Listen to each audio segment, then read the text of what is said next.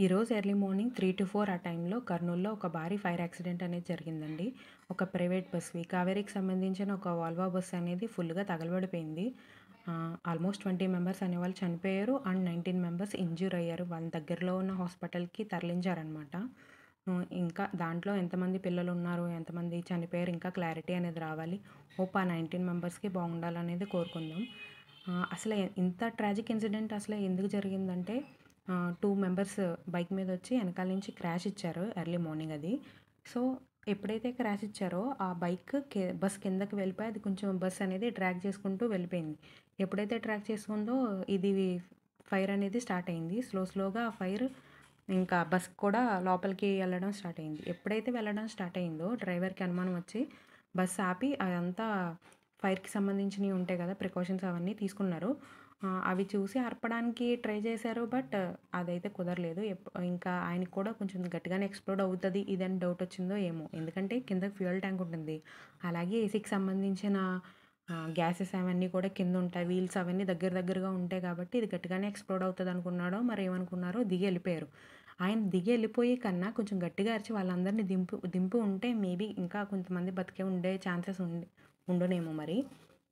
ఎప్పుడైతే ఫైర్ అంటుకుందో బస్‌లో ఏవైతే ఎమర్జెన్సీ విండోస్ ఉంటాయి కదా! అవి కూడా క్లోజ్ అయిపోయినాయంటండి. పాపం వాళ్ళే విండోస్ అవన్నీ బద్దలు కొట్టి కొంతమందయితే ఎస్కేప్ అయ్యారు. ఒక 12 మెంబర్స్ వరకు ఎస్కేప్ అయ్యారంట.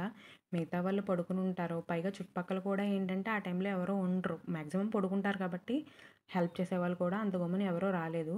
సో, 20 మెంబర్స్ అయితే బస్‌లోనే అక్కడికక్కడికే చనిపోయారని చెప్తున్నారు. మిగతా వాళ్ళు ఎస్కేప్ అయ్యారు. ఆల్మోస్ట్ ఒక 45 ఆ మెంబర్స్ అనేది ట్రావెల్ చేస్తున్నారన్నట్టుగా చెప్తున్నారు. ఇంకా క్లారిటీగా లేవండి. కొంతమంది ఎవరైతే చనిపోయారో కొంతమంది డీటెయిల్స్ అయితే బయటకొచ్చినియి. అవి నేను ఈ వీడియోలో అటాచ్ చేస్తాను. సో, అసల ఇంత కొన్ని డేస్ నుంచి మనం చూస్తున్నాం కదా! చాలా ట్రావెల్ బసెస్ ఎస్పెషల్లీ కావేరీకి సంబంధించిన ట్రావెల్ బసెస్ అవన్నీ కూడా యాక్సిడెంట్లు అవుతున్నాయి అనేసి మనం చూస్తున్నాం. అయినా మళ్ళీ ఎందుకు రిపీట్ అవుతుంది? ఎప్పుడు యాక్సిడెంట్ అయినా మనం ఏదైనా ఒక ఇన్సిడెంట్ అయిందంటే అందరూ ఏం చెప్తారంటే నెక్స్ట్ టైం ఇలాంటివి జరగకుండా ప్రికాషన్స్ అనేది తీసుకుంటాం అన్నట్టుగా చెప్తారు.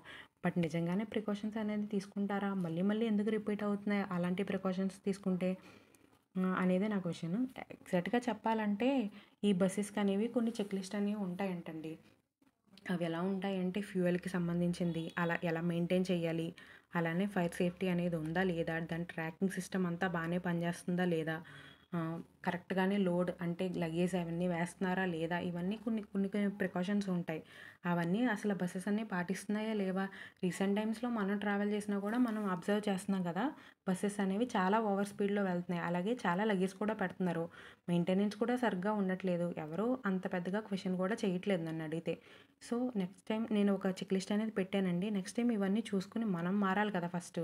ఫస్ట్ మనం క్వెషన్ చేస్తా ఉంటే ఈ చెక్ లిస్ట్‌లో ఉన్నాయన్నీ ఈ బస్ అనేది మెయింటైన్ చేస్తుందా లేదా అనేది మనం కూడా కొంచెం ట్రై చేస్తే, అలానే గవర్నమెంట్ సైడ్ నుంచి కూడా వాళ్ళు కూడా కొంచెం ట్రై చేసి ప్రికాషన్స్ అనేది తీసుకుని ఈ అన్ని కండిషన్స్ మైండ్‌లో పెట్టుకుని బసెస్ అనేది డిజైన్ చేయాలి. రోడ్స్ కూడా మైండ్‌లో పెట్టుకుని రోడ్స్ అవన్నీ ఎలా ఉన్నాయి అన్నీ కూడా మైండ్‌లో పెట్టుకొని బసెస్ అనేది డిజైన్ చేసి, అలాగే కొన్ని స్పీడ్ లిమిట్స్ అవన్నీ కూడా మెయింటైన్ చేయాలనేదే నేను కోరుకుంటున్నాను. ఎలా అయితే ఒక 20 మెంబర్స్ అయితే చనిపోయారు పాపం. సో, మళ్ళీ ఎలాంటి రిపీట్ అవ్వకూడదనే కోరుకుందాం. అందరూ సేఫ్‌గా ఉండాలనే కోరుకుందాం. నా వీడియోస్ కనుక నచ్చినట్లయితే లైక్ చేయండి, షేర్ చేయండి, అలాగే సబ్స్క్రైబ్ చేయండి. చాలామంది చూస్తున్నారు కానీ సబ్స్క్రైబ్ అయితే చేయట్లేదు. ప్లీజ్ సబ్స్క్రైబ్ చేయండి. Thanks for watching.